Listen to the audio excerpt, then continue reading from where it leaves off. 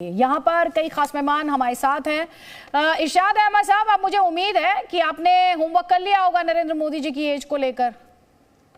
तो अब 80 बरस है उनकी उम्र या 90 बरस? आप जितनी भी है वो आपके वजीर आजम, मेरे वजीर अरे सर, आप इंडिया को उपदेश दे रहे थे ना सर। आप अदिति मेरी बात सुन लें जरा प्लीज। आप बात कर रही थी ये आपके पास जोकर टाइप अयूब मिर्जा साहब बैठे हैं, ये बात कर रहे थे मेरे डी चौंक में तिरंगा लहराएंगे ये हिंदुस्तान का। मैं कहता हूँ मेरी सरहद की तरफ तो देखिए। आप आंख में आंख मिलाने की बात करती हैं, मैं कहता हूँ आंख से आंख मिलाने की बात करते हैं। और दूसरा ये जो जोकर है इसको बंद करें किसी पिंजरे में, इस जोकर को बंद करें पिंजरे में और इसको कहें कि अपनी जुबान। अच्छा, ह्यूमन राइट्स के लिए बस इतना ही? ह्यूमन राइट्स के लिए बस इतना ही? अमजद अयूब मिर्जा ने सवाल पूछ लिया तो आप उन्हें कह रहे हैं पिंजरे में बंद करें? मेरे मुल्क कुछ भी इरशाद अहमद कहते हैं, सुन लीजिए, जब आप जी जैसे प्लेटफॉर्म पर आए तो होमवर्क करके आइएगा। आरजू काज़मी थोड़ी देर पहले इंडिया को लेक्चर दे रहे थे, मैं उस समय भी आपसे कमेंट लेना चाह रही थी। ये प्राइम मिनिस्टर की उम्र बता रहे थे, इंडियन प्राइम मिनिस्टर की उम्र। इरशाद अहमद, जरा आप इन्हें बता दें पाकिस्तान में पॉलिटिशियंस की उम्र कितनी है? ये जो इंडिया को उपदेश दे रहे थे आरजू, आप इन्हें जरा सा बता दें कि शहबाज शरीफ साहब अभी 40-45 ही हैं और इमरान खान नियाजी ने तो अभी क्रिकेट से संन्यास लिया है, वर्ल्ड कप अभी जिताया उन्होंने। दुनिया को 1992 में पता है, इनकी नजर में शायद अभी होगा, 2-4 महीने पहले की बात होगी। नहीं, मेरा ख्याल है कि इरशाद साहब सिर्फ शायद डिफेंड करने की कोशिश कर रहे हैं, वरना ये बात तो बिल्कुल गलत की जा रही है जो इनकी तरफ से की जा रही है। लेकिन फिर भी मैं बार बार यही कहूंगी कि हमें भारत से बहुत कुछ सीखने की जरूरत है। और ये जो एक नफरत और एक यहाँ पे एक माहौल हम क्रिएट करने की कोशिश करते हैं, वो नहीं होनी चाहिए। जो कहते हैं ना, आओ जी आंखों में आकर डाल के बात करो तो हम ये कर देंगे, हम वो कर देंगे। सर, आप पहले कई जंगे कर चुके हैं और उसके बाद जो कुछ हुआ वो भी अब पब्लिक को पता लग गया है। तो अब तो थोड़ी सी अक्ल कर लीजिए, मेरे ख्याल से थोड़ी अक्ल कर लेनी चाहिए। कोई हर्ज नहीं है ये मानने में कि हमारी कहाँ पे मिस्टेक है। और बहुत ज्यादा गलतियां पाकिस्तान की तरफ से भी की गई हैं, बल्कि पाकिस्तान की तरफ से ही की गई हैं। तो हमें थोड़ा सा सही होने की जरूरत है, बजाय इसके कि हम जाके भारत को भाषण दें। इतना ही अगर दिल कर रहा है आपका तो जाके अफगानिस्तान में बात कीजिए, अफगान जो टीटीपी है उनको समझाइए, और वहां पे जो तालिबान बैठे हैं उनसे बात कीजिए। वहां तो बात की नहीं जाती, नाम नहीं लिया जाता किसी का।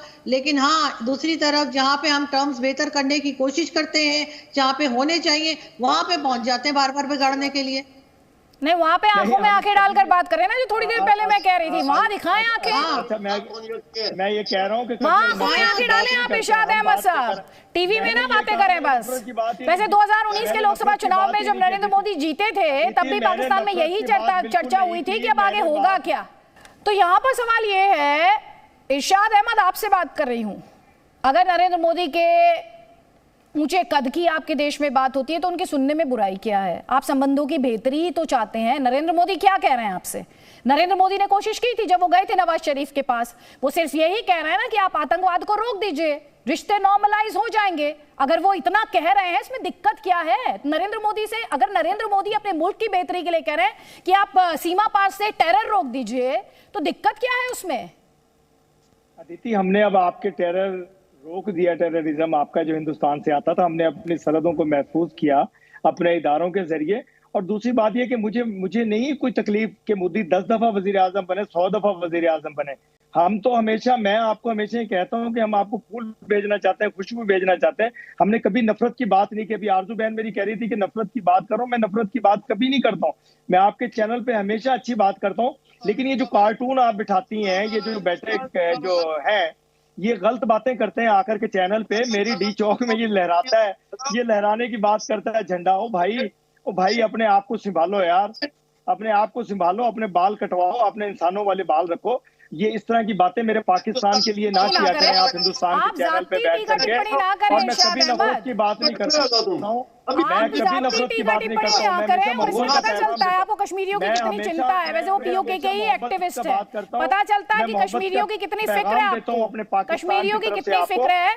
और मैं आपसे कह रही हूँ, अब नेक्स्ट टाइम आइएगा ना सर, नेक्स्ट टाइम आइएगा तो प्लीज, नरेंद्र मोदी की उम्र की तो कोई बात नहीं है, इमरान खान और शहबाज शरीफ की उम्र जरूर पता करके आइएगा, ताकि आप खुद को इतनी मुश्किल में ना पाएं और लोग हंसे ना आप पर। बस मेरी आपसे इतनी रिक्वेस्ट है। आप सभी मेहमानों का बहुत बहुत शुक्रिया।